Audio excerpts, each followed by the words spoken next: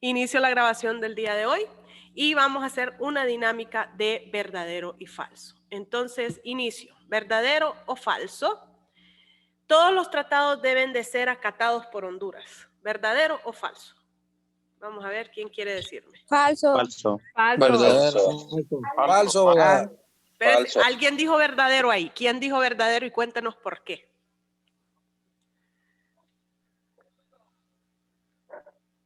¿Alguien dijo verdadero? Yo escuché a un varón que dijo verdadero. Ahí donde viene lo bonito. Yo no dije nada, pero digamos, es que como la pregunta está bien abierta, depende si a los que no estás suscrito, vamos a ver, todos los tratados deben ser. Nadie dijo nada, abogada. No, Es falso porque pues, tiene que estar ratificado para que pueda tener responsabilidad de cumplirlo. Primero que todo, quiero felicitar a Humberto porque utilizó la palabra mágica de todos los abogados. Depende, esa es la palabra mágica de todos los abogados. Yo no sé si ustedes se han fijado que todos los abogados respondemos, depende, ¿me puedo divorciar? Depende. ¿Me puedo casar? Depende. ¿Puedo tener? Depende, ¿verdad que todo depende para el abogado? Así que Humberto usó la palabra mágica de los abogados y me dijo depende. Felicidades. Ya parece abogado, Humberto. Número 2, José, bienvenido. A José le damos la bienvenida porque nos está acompañando desde fuera de Honduras. Esa es la magia de poder estar en estas clases online. Y la aportación que ha dado José es muy valiosa, que es la misma aportación que estaban dando ciertos otros compañeros, inclusive Humberto, que me dijeron, ¿pero son los ratificados o no, abogada? Y José nos dijo, fue un poquito más allá y nos dijo, porque los que no están ratificados no son vinculantes para Honduras. Entonces, están ustedes en la razón. Es falso. Solo los tratados que han sido ratificados, y miren qué interesante, además de ratificados, depositados. O sea que tienen que ser las dos cosas. No solo es ratificado, sino que tiene también que haber sido depositado. Deben de ser acatados por Honduras. Muchas personas a mí me preguntan. Perdón, abogada, dígame, José. Perdón, tiene relación con lo que usted nos enseñó al principio. ¿Se acuerda que decía que solo lo que yo firmaba tenía responsabilidad y lo ratificaba, tenía responsabilidad de acatarlo? Usted nos enseñó en una clase ahí con relación a esto. Es correcto. Cuando estábamos hablando acerca de los principios modernos, si ustedes lo recuerdan, el primero era la igualdad soberana. Y la igualdad soberana decía que yo única y exclusivamente lo que me obligaba a mi propia persona a seguir era lo que tenía que seguir. ¿Se acuerdan de esa parte? Y aún si yo me había obligado, pero no me parecía algo en específico, yo podía hacer una reserva. Entonces, muy importante que José se haya acordado de esos principios, porque sí, tiene que ver con esos principios que tenemos a nivel internacional y ese es el principio más importante de todos, que no todo lo que salga ahí por el mundo va a ser obligatorio para mí, sino que yo tengo que contraer esa responsabilidad. Me disculpan un segundo que me están escribiendo por el chat. Sí. No se preocupen, yo sé que está malo el internet, ha estado malo el internet a nivel nacional, se los digo y me consta porque ahorita que estoy en el diplomado, a 3 de mis compañeros literalmente estaban hablando en cámara, dando una presentación y se les apagó la cámara y les quedó encendido el micrófono y ellos estaban en pánico y yo, oh my God, ya me imagino mis pobres alumnos cómo han de estar ahorita que tocan presentaciones. Entonces créanme, yo también vivo en esta Honduras, entonces yo también les entiendo problemas de internet. Entonces, sí, es falso. Los únicos que nosotros tenemos que seguir son los que hemos ratificado y depositado. Los que ya llevaron la clase de Derecho de los Tratados, ¿quién me quiere decir cuál es la diferencia entre ratificado y depositado? Dice Scarlett que no, que con ella no, dice. ¿Quién me quiere decir la diferencia entre un tratado que ha sido ratificado y uno que ha sido depositado? Ok, algo muy importante que ustedes deberían de saber, dependiendo del autor que ustedes estudien, es que los tratados tienen 9, 10 o 13 pasos que tienen que seguir. Esos pasos que tienen que seguir o fases, como les digo, depende del autor que ustedes lean, ustedes se van a dar cuenta que diferentes autores le dicen que esos tratados tienen que seguir ciertos pasos. En todos tanto el que dice que son 9, como el que dice que son 10, como el que dice que son 13, todos, toditos, tienen un paso que se llama ratificación, que usualmente nosotros lo conocemos porque las leyes son ratificadas por el Congreso y las políticas públicas son ratificadas por el Poder Ejecutivo. ¿Ok? El Poder Legislativo, la ley, el Poder Ejecutivo, la política pública. De esas clasecitas, de las primeras clases que nosotros evacuamos en esta cátedra. Entonces, ¿qué sucede una vez que ya el Congreso ha dicho que sí, esta es una ley para Honduras y que ya lo ha publicado en la Gaceta? Muchas personas piensan, bueno, pues entonces eso ya es ley para el país. Y la realidad de las cosas es que puede ser ley para Honduras. Recuérdense la diferencia entre la República y el Estado. Sí, es ley para Honduras una vez que ya ha sido publicado en la Gaceta. Sí, es ley para Honduras una vez que quien sea del Poder Ejecutivo ha hecho esa firma de ese nuevo tratado para políticas públicas, pero hace falta un paso más y toditos los autores, tanto el que dice que son 10 como el que dice que son 11 como el que dice que son 13, nos dicen que hay un paso que se llama depósito. El depósito es lo que hace que la República ahora tenga esa obligación a nivel internacional. A veces esa es una pregunta que yo les pongo justamente en los exámenes de derecho de tratado. Si no me equivoco es en el segundo parcial, que es cuando nosotros vemos las fases. En el segundo parcial que vemos las fases, yo siempre les pregunto, ¿cuál es la diferencia desde el punto de vista obligatorio entre la ratificación y el depósito? Y la diferencia radica en que cuando yo ratifico es obligatorio para mí a nivel interno, pero cuando yo hago depósito es que se vuelve obligatorio a nivel interestatal. El Estado se responsabiliza cuando hace el depósito. La República se responsabiliza cuando hace la ratificación. Muchas personas, créanme, a mí usualmente me preguntan, los que no son internacionalistas, ¿por qué yo hago tanto énfasis en la diferencia entre una república y un estado? Y es justamente por esto de aquí. Y esto de aquí es sujeto de debate en casos judiciales, sujeto de debate en salas de negociación, sujeto de debate a nivel de la OEA, a nivel de la ONU y también es parte de la OMC, o sea que también del derecho internacional privado, la Organización Mundial del Comercio, también tiene estos debates de cuándo es que se vuelve obligatorio para uno o para el otro.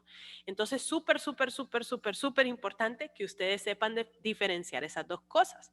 Y por eso es que ustedes miran que ahí en esta presentación dice ratificado y depositado y no dice ratificado o depositado, ¿sí? Dígame, Aileen, que me levantó la mano.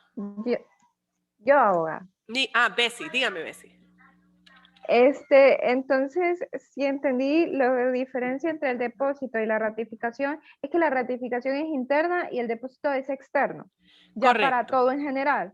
Okay. Correcto. Entonces, obviamente cada uno tiene diferentes maneras en que se visualiza. La ratificación usualmente va a depender, digamos que sea un tratado entre un tratado de educación, que justamente hoy vi un anuncio acerca de que la UDH, Universidad de Defensa de Honduras, se reunió con el attaché militar de China-Taiwán, aquí en Honduras. Se reunieron aquí en las instalaciones que quedan en el Ocotal.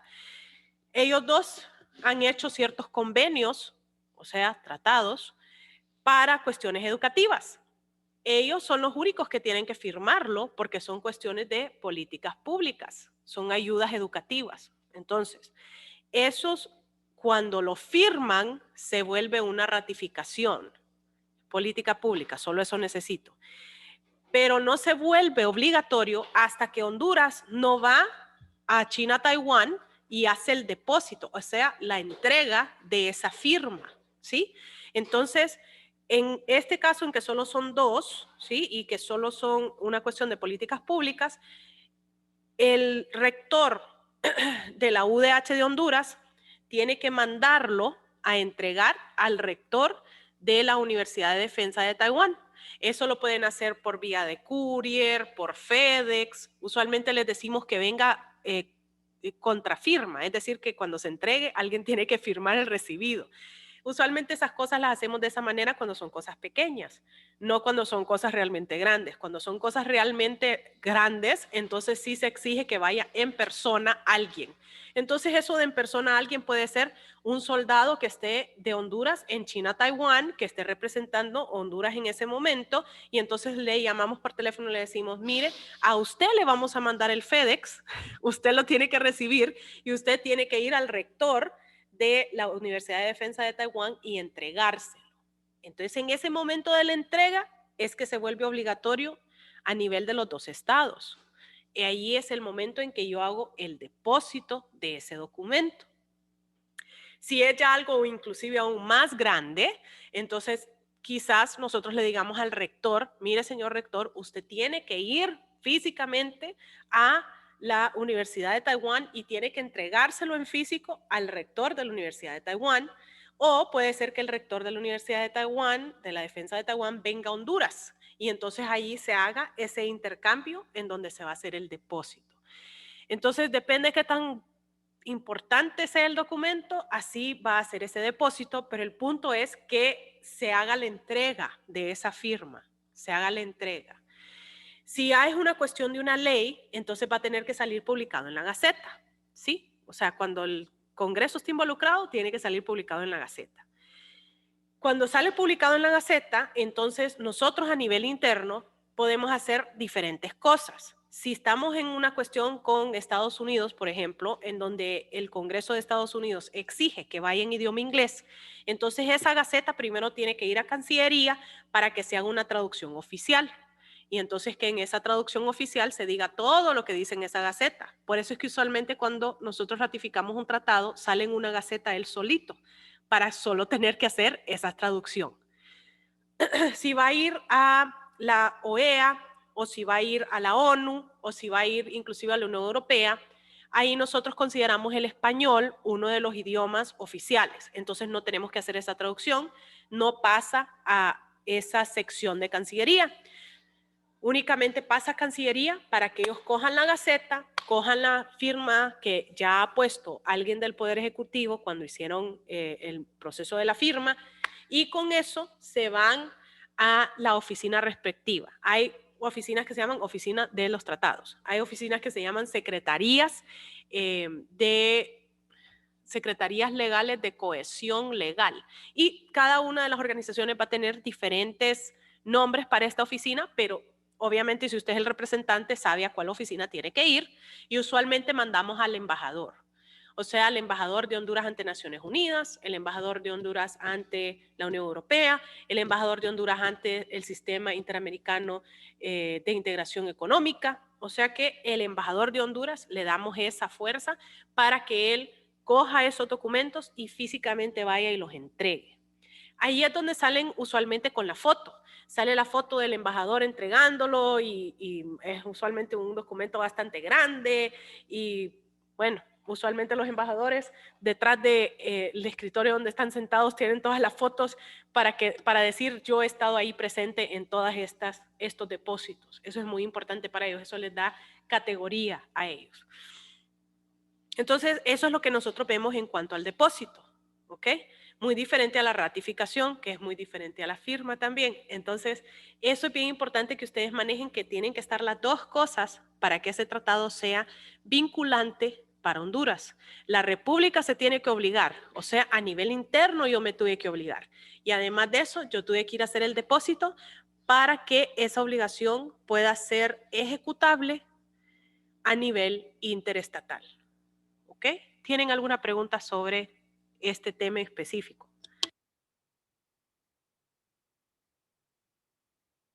¿O les ha quedado clarito? Como el agua del río Choluteca. Esa ha sido mi frase favorita. Me la enseñó la abogada Yulisa. Pues si es así, no creo, abogada. Ok. Entonces, ¿pero les ha quedado claro la diferencia entre la ratificación y el depósito? Sí, abogada. Perfecto. Sí, estamos claros. Sí, y abogada. ambas cosas tienen que existir para que sea obligatorio para Honduras. ¿Ok? ¿Sí entendemos esa parte también? Sí, abogada. Abogada, pero cuando usted habla de depositado, ¿cómo tiene que ser el proceso para depositarlo? Ok, O sea, ¿tiene que salir siempre en la Gaceta? si es una ley, sí.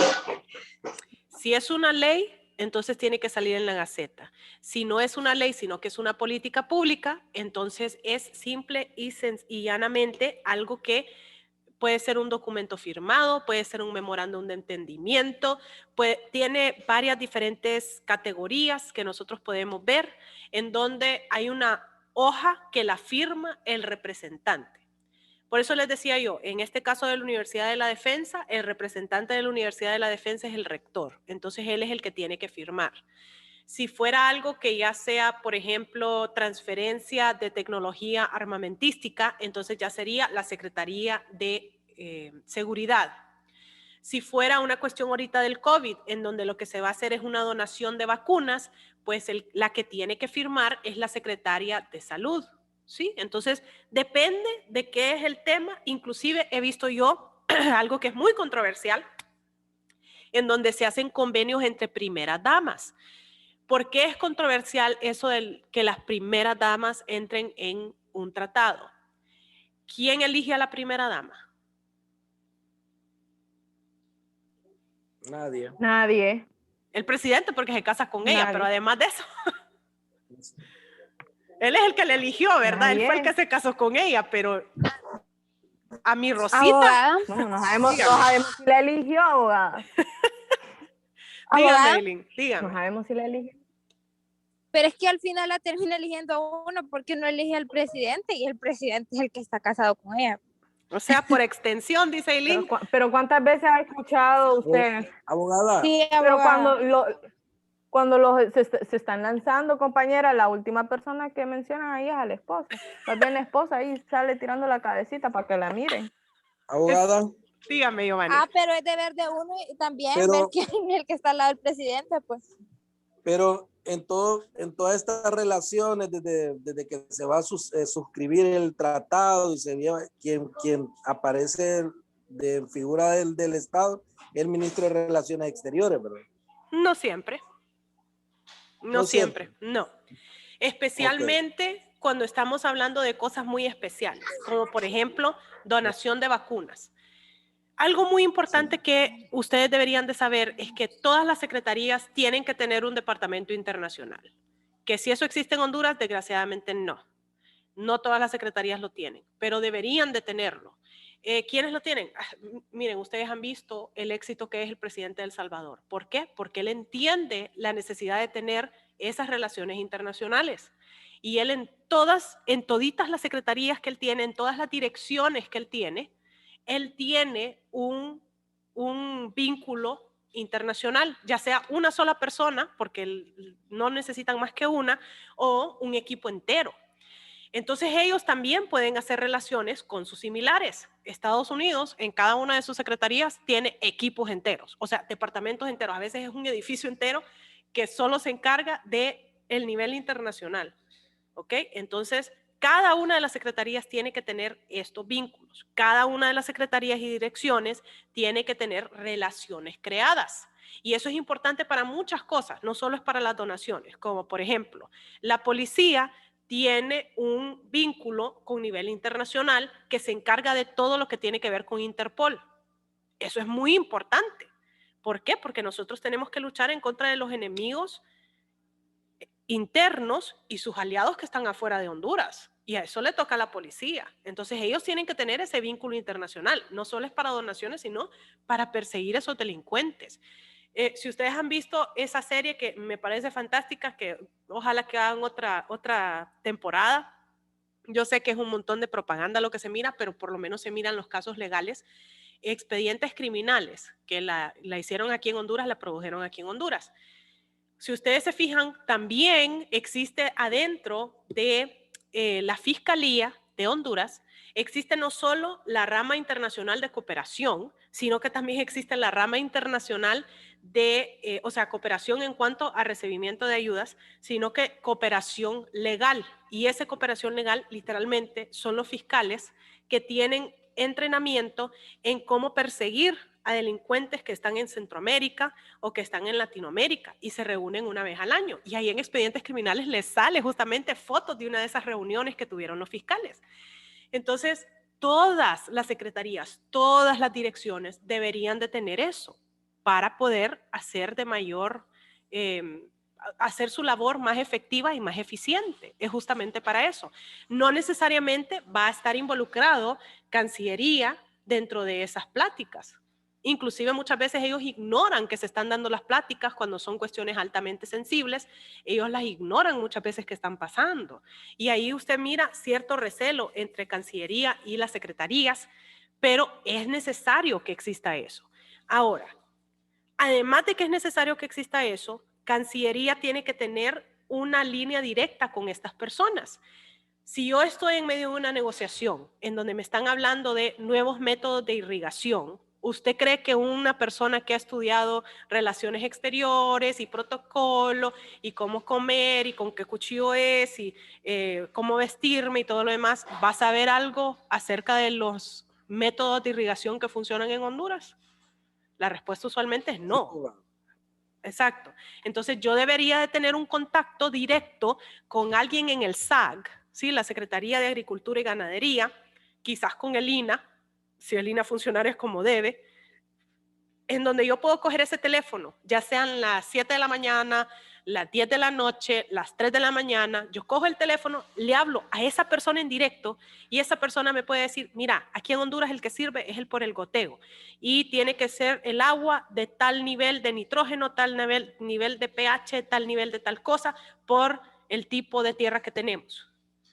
O sea, yo tengo que tener esa persona que está facultada para tomar esa decisión a las 3 de la mañana, que yo coge el teléfono como un negociador y yo le puedo decir, puedo decir que sí, puedo decir que no, puedo pedir algo, porque yo usualmente no voy a saber, no soy experto en todos los temas.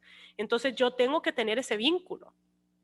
Esa es una Cancillería altamente efectiva, que me pueda dar resultados, que yo tenga personas claves en todos inclusive en el Poder Judicial necesito una persona que me pueda hablar acerca de eso, ¿ok? Entonces en todas las direcciones, en todos los poderes, en todos los lugares, yo necesito una de esas personas. Y esa persona no puede ser, así como les digo yo, un cipote de 21 recién graduado. No, esta persona tiene que haber hecho profesión en poder el resolver y dar esa respuesta inmediata, que no es fácil. Imagínense que yo esté hablando por, no sé, la Secretaría de Mi Ambiente, que yo tenga que dar una respuesta acerca de cómo se van a manejar los manglares en Honduras a las 3 de la mañana. O sea, alguien de 20 años no creo yo que le pueda dar esa respuesta. Por eso les digo, tiene que ser una persona que ya esté canchada, que si yo le hablo a las 3 de la mañana me puede decir, sí, mira, y tiene que ser así, así, así, así. ¿Me das la autorización entonces vos? Sí, te doy la autorización. Ok, entonces personas altamente profesionales. Pero ellos son caros. Sí, pero más caro le va a salir no tenerlo. Esa es usualmente mi respuesta es sí, abogado, son caros. Dígame, Giovanni. Entonces, cuando entra un nuevo gobierno, todas las secretarías empiezan a tener estrecha relación con los demás países, ¿verdad? Para poder tener esa relación estrecha, ¿verdad? Imagino que empiezan las comunicaciones y para conocer al ministro de Seguridad, al de Defensa de los diferentes países y poder intercambiar los teléfonos, no sé, los correos, la agenda y empezar a trabajar para los próximos 4 años. Mire, algo bien interesante que sucede en países que son altamente ordenados, y se lo vuelvo y se lo repito, es que ellos también pagan favores políticos, pero los favores políticos ellos no lo pagan en el nivel intermedio, en el bulto, como le digo yo. Usualmente el favor político se paga poniendo a alguien de tercer secretario, de, no sé, primer relator en un juzgado de paz. O sea, los favores políticos nosotros los pagamos en ciertos lugares de una manera introductoria. Hey, te estamos abriendo la puerta. Obviamente, los que son secretarios de Estado tienen que ser de confianza del presidente. Siempre, en todos los países tienen que ser de confianza del presidente. Porque si el presidente no confía en ellos, ¿cómo voy a confiar que mi agenda va a ser ejecutada? Y la respuesta es, si yo tengo a mi enemigo ahí, me va a meter el puñal en la espalda. Entonces, ¿qué es lo que sucede con todas las relaciones que hemos creado? Esas relaciones nosotros las creamos en el bulto, en el medio. Entonces esa gente no debería de ser alguien altamente movible. Ellos deberían de quedarse y hacer carreras en esos puestos. Para eso nosotros necesitamos que no sean personas altamente políticas, es decir, que sean personas profesionales en cuestiones de su materia. Usualmente a mí me preguntan por qué el ejército y la naval y la fuerza aérea tienen tanto éxito en esas relaciones y las otras secretarías que no son las secretarías de seguridad no la tienen. Y la respuesta es porque ellos hacen carrera. Yo primero entro siendo raso y voy subiendo hasta llegar a general. No es así nomás que yo paso de ser capitán a ser general. Entonces ellos hacen su carrera, ellos tienen sus momentos. Y así es como ellos pueden llegar a tener esas relaciones. Pero nosotros aquí vemos muchas veces que el favor político se paga en el nivel intermedio. Te voy a poner de director de uno de los programas y el chavo viene, bueno, la noticia que salió hoy, ¿verdad? Que un muchacho que se graduó de cinematografía ahora es el asesor financiero de la ENEO, de la EH, ya no sé de cuál, que lo acaban de poner y el muchacho tiene, yo creo que 25 años por mucho. ¿Qué relaciones va a tener este muchacho? ¿Y usted cree que entrando al nuevo gobierno él se va a quedar? Esas son preguntas especiales. O sea, él nosotros lo podemos poner, o sea, o muy alto o de nivel introductorio. No lo podemos poner de un solo a dirigir una sección entera, porque entonces usted hace una disrupción de esas relaciones internacionales que son tan importantes tenerlas. Usualmente, como les digo, es en el bulto donde están esas relaciones, porque ya todos sabemos que es muy difícil que un secretario de Estado en cualquiera de los despachos se quede en su puesto cuando hay un nuevo presidente. Es muy difícil y eso es cierto aquí en Estados Unidos, en Rusia y en China. Es cierto, porque a mí me importa tener ahí al que yo confío tener ahí. Igual es el canciller. El canciller, yo necesito un canciller que me haga caso cuando yo le digo, no, señor canciller, no entre a esa negociación, no firme ese tratado. Porque hemos tenido ya experiencias a nivel internacional en donde hemos puesto a alguien que decimos, ay, sí es profesional y está bien, y llega y firma cosas que no debería de firmar, que están en contra de la agenda del presidente. Y ellos justifican diciendo, es que es lo bueno para Honduras, pero en ese momento es el presidente el que manda.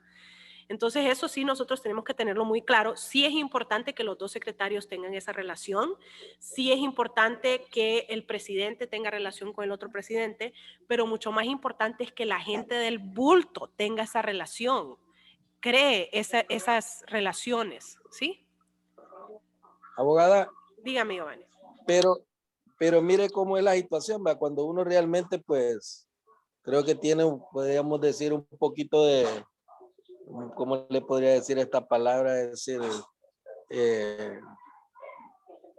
conoce que realmente si usted va a ir a hacer el ridículo, pues no tiene la experiencia, ¿verdad? Imagine, vaya, usted sabe, uno está estudiando Derecho, ¿verdad? Y yo me le siento al frente de usted con tanto que conoce, y usted me empieza a hablar y yo digo, entonces, ¿y qué le digo? ¿Qué le contesto? Entonces yo creo que uno debe tener un poquito de conciencia, ¿verdad? Y no solo porque voy a ganar los 200 o 300 mil pesos y no tengo la capacidad de eso, creo que uno debe ser una persona más honesta, más sincera, ¿no? Y darle el puesto realmente a quien más lo merece, pero aquí no importa lo que estén hablando, sea que le estén comiendo o no comiendo, lo importante es ganar el billete, pero se mira feo uno, ¿va? Porque imagine ya una persona, va a una reunión de van personas con otro nivel de estudio, preparación, uno queda pequeño. Estoy muy de acuerdo con usted, Giovanni. Mire, yo sinceramente sí creo en la gente joven, yo creo en ellos. Yo en algún momento fui la más joven en un montón de situaciones. En muchas situaciones he sido la única mujer, en muchas situaciones he sido la más joven. En muchas situaciones he sido las dos cosas a la vez, la única mujer y la más joven. Entonces yo muchas veces no creo que es la juventud, yo creo que es la experiencia. Hay muchos jóvenes que tienen mucha experiencia. Hay jóvenes que a mí me dicen apártate, pero yo sé que en mi materia yo sí soy experta y yo tengo que tener la humildad de decir esto yo no lo sé, esto sí yo lo sé.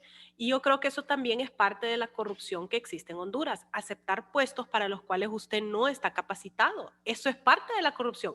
Claro, le dicen aquí están 250,000 lempiras al mes y usted queda así como, bueno, ¿y qué otro hondureño va a ser igual que yo? Si yo sé hablar inglés y yo sé cómo manejarme en relaciones, sí, pero digamos a mí, cuando me dicen, ay, ¿usted aceptaría ser canciller de Honduras? No, mi respuesta es no, rotundamente no.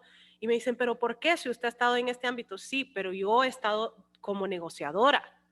Yo sé cómo hacer negociaciones, yo sé cómo hacer estrategias. Si usted me dice, yo te voy a poner de directora de negociadores en Honduras, de entrenadora de negociadores en Honduras, yo ahí sí le diría que sí, pero de canciller no, porque yo jamás he sido cónsul, yo jamás he sido embajadora.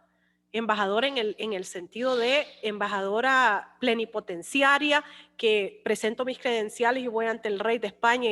Yo jamás he sido eso. Entonces, ¿cómo yo me voy a atrever a darle una orden a un embajador que ha estado en esas esferas desde hace más de 20 años? Si yo no sé qué es lo que él hace, yo no sé cuáles son sus controversias, yo no sé cuáles son sus falencias, no sé. Entonces uno tiene que ser humilde y decir, no, yo no puedo hacer esto, pero puedo aceptarte un puesto de cónsul para aprender, puedo aceptarte un puesto de embajadora para aprender, puedo aceptarte un puesto de jefe de negociación para enseñar lo que yo sé. Pero claro, esos puestos no tienen el salario de un canciller. Y entonces ahí es donde vemos ese conflicto que nosotros no hemos desarrollado compases morales en Honduras, de poder decir, eso también es parte de la corrupción. No es que estoy diciendo gente joven, no es que estoy diciendo no pueden, es que si usted no tiene la experiencia, usted no debería de hacerlo. Igual a como cuando me dicen a mí, ¿y vos no te atreves a ser secretaria de Estado en cuestiones de ganadería y agricultura? Si yo maté un bambú, ¿qué le voy a ir a hacer yo a la Secretaría de Agricultura? Nada, no sé nada de la agricultura, nada es nada. Entonces yo le diría, ¿sabes qué? Poneme de directora de Relaciones Internacionales en el SAC. Ahí sí yo te puedo funcionar. Pero si me pones de directora del SAC o de ministra del SAC, no voy a hacer, no sé nada, nada es nada, no sé. Y uno no puede llegar a ese puesto a aprender. No puede, no, lo siento. Y eso no sucede en otros lugares. Eso no sucede en Nicaragua, eso no sucede en El Salvador. No. Entonces, ¿por qué nosotros hemos aceptado eso?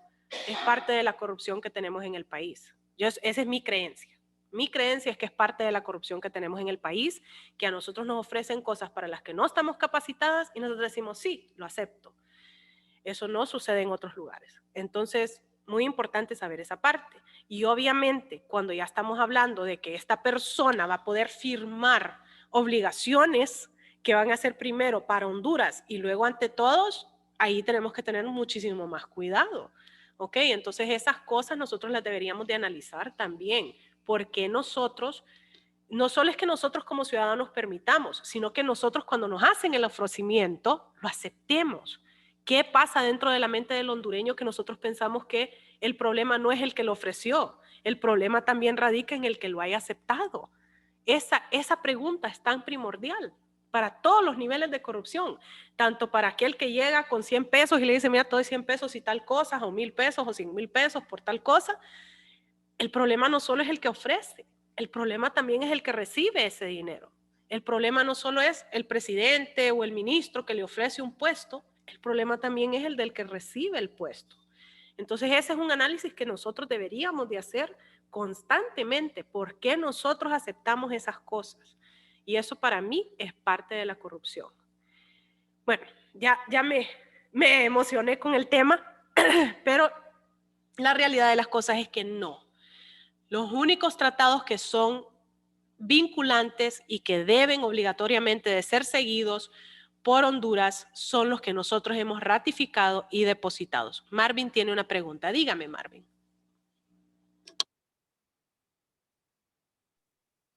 Es que yo creo que, abogada y compañeros, el aceptar un puesto pasa por cuestiones de alto nivel de profesionalismo y de ética para hacer algo para lo cual no estoy preparado. Y la experiencia abogada no se gana de la noche a la mañana. Hay que hacer un recorrido, hay que hacer un escalafón, como usted lo mencionaba hace ratos, muy acertado. Por eso es que los militares son exitosos, porque son disciplinados.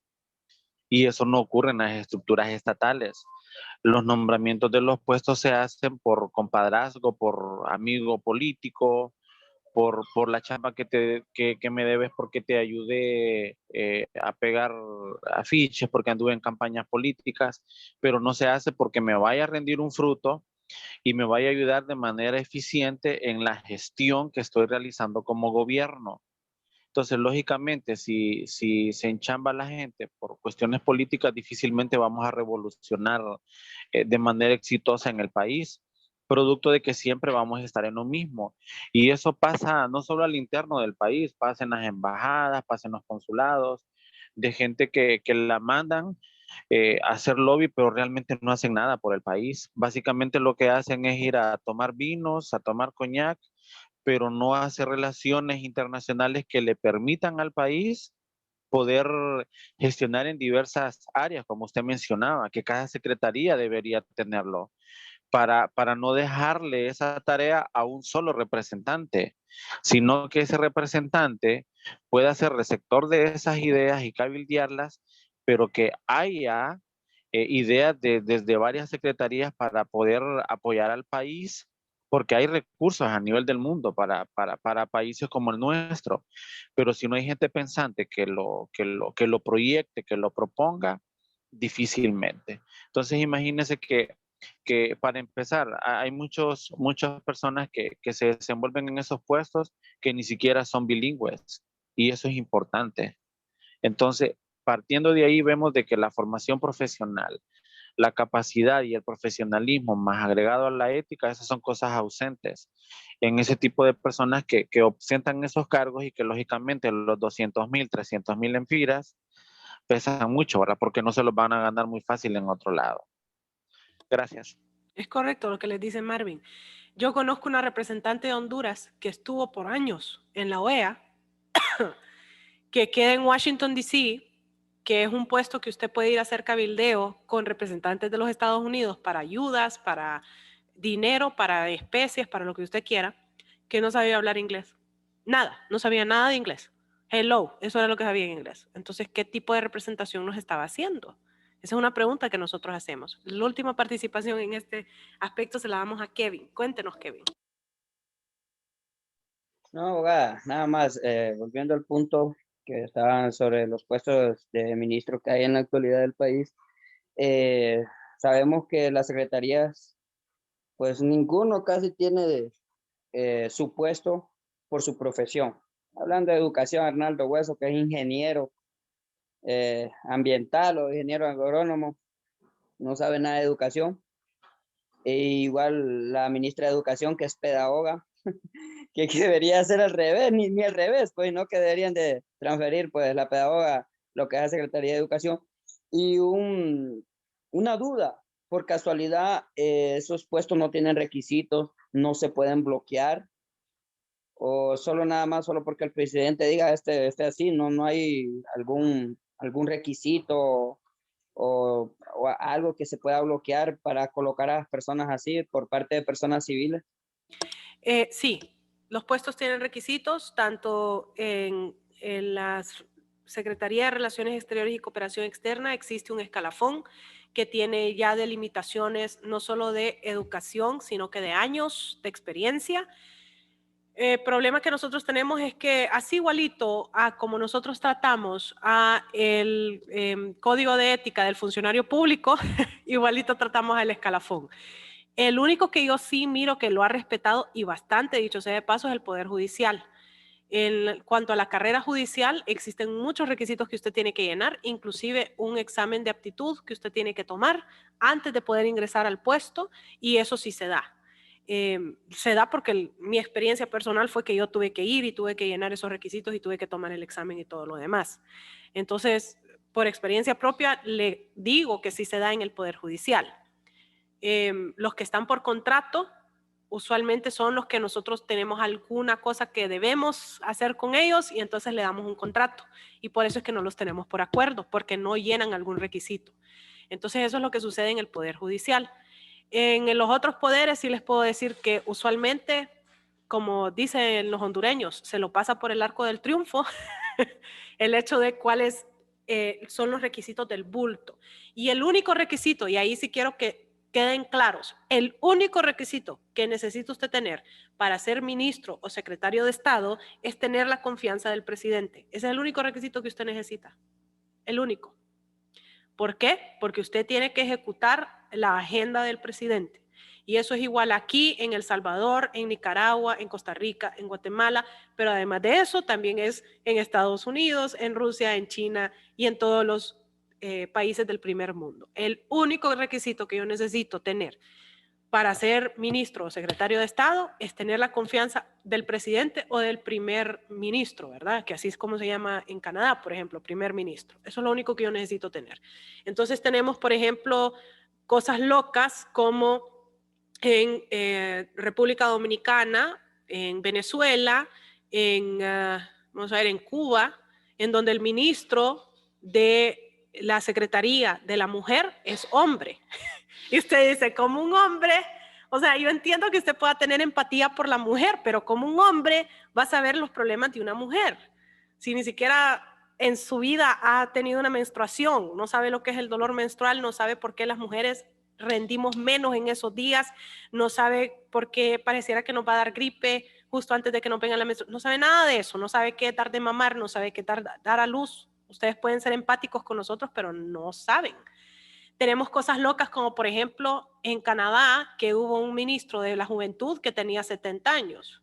Si usted me quiere explicar como un ministro de 70 años para entender a los jóvenes, go ahead, pero en mi punto de vista, una persona de 70 años, por muy experto que sea en la juventud, no creo que me pueda hablar acerca de los jóvenes. No sabe lo que están sufriendo los jóvenes de ahorita. Quizás hasta son de esos viejos cascarrabias que dicen, no hombre, si los jóvenes escuchan música muy alta y la música que escuchan es horrible y todo lo demás. Por más cool que usted sea, si tiene 70 años no va a entender a los jóvenes. Entonces, no solo es en Honduras que nosotros vemos una ministra de salud que es pedagoga y un ministro de educación que es ingeniero, sino que es a nivel internacional que vemos esos problemas. Me iba a decir Karen.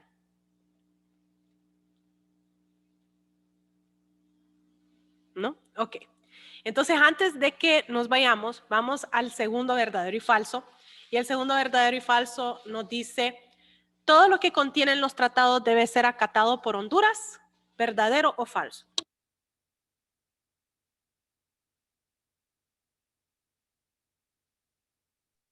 Falso. Porque puedo reservarme en algunos puntos y dejarlo como cláusulas, no sé, pero sí puedo reservarme. Es correcto, es falso. Solo a lo que el Estado de Honduras se compromete debe de ser acatado. Si yo no me he comprometido a eso y ya sea porque no he firmado el tratado o porque he hecho una reserva, como Marvin muy bien nos lo dijo, entonces yo no tengo que seguir esas cosas. ¿Ok? Entonces, si yo he dicho, yo voy a hacer esto, pues eso es lo que usted tiene que hacer. Pero si usted no ha hecho ese compromiso, no tiene por qué cumplirlo. Muy bien, este verdadero y falso. Vamos a evacuar el siguiente. ¿Verdadero o falso? Todos los tratados deben ser aprobados por el Congreso. ¿Verdadero o falso? Falso. Ay, me alegra.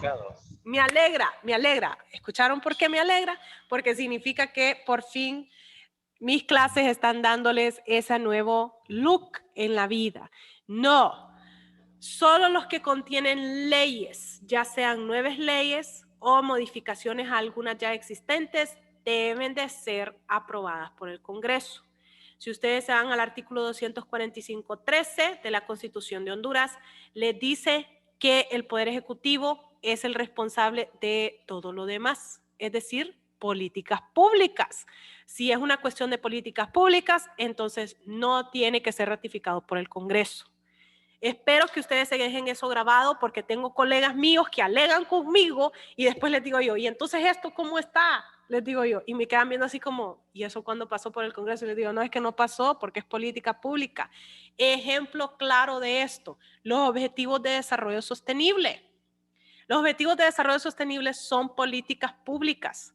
Por ende, el que lo firmó fue el secretario de Relaciones Exteriores y de Cooperación Externa.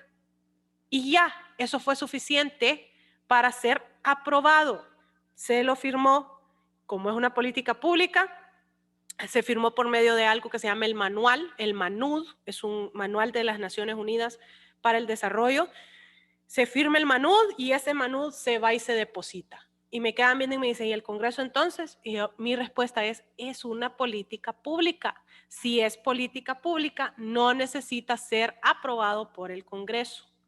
El que necesita aprobarlo es el Poder Ejecutivo y en ciertas cuestiones de su competencia el Poder Judicial. Ejemplo, una donación de computadoras que le vayan a dar al Poder Judicial, que venga de, no sé, México, los únicos que tienen que ver en ese aspecto es el presidente de la Corte Suprema y quizás sea la Corte Suprema el que se los está dando, entonces el presidente de la Corte Suprema de México. Y solo ellos dos son los que tienen que entrar ahí y firmar y aprobar. ¿Ok? ¿Tienen preguntas sobre esto? ¿O les ha quedado claro? Está claro. Ha quedado claro. Perfecto. Está claro. Entonces nos miramos mañana para hablar acerca de la teoría tratadista y la teoría constitucionalista. Los espero mañana en clases, muchachos. Abogada, perdón. Dígame. Perdón, abogada. Dígame, José. Disculpe el atrevimiento. Disculpe el atrevimiento si usted sería tan amable. ¿Se acuerda que en una ocasión cuando hicimos los DOS, ¿verdad? ODS. Usted nos dio una explicación, ODS, perdón, nos dio una explicación así visual de cómo la estructura que nosotros teníamos que hacer. Usted podría hacer lo mismo con lo del memorando. Sí, ahí está la estructura, está en el